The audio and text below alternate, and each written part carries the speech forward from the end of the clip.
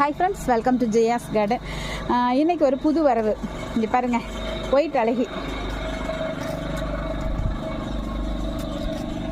சூப்பராக பூத்துருக்கோம். Rain lily, வெயில் காலங்களில் கூட பூக்கக்கூடிய ரெயின் லில்லி அப்படி தான் சொல்லணும். ஏன்னா வருஷம் ஃபுல்லாக பூத்துக்கிட்டே இருக்காங்க.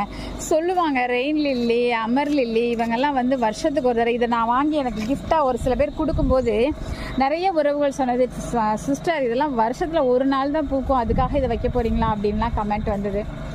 ஆனால் வருஷம் முழுக்க என்னை சந்தோஷப்படுத்திட்டு இருக்கிறாங்க இவங்க எல்லாருமே.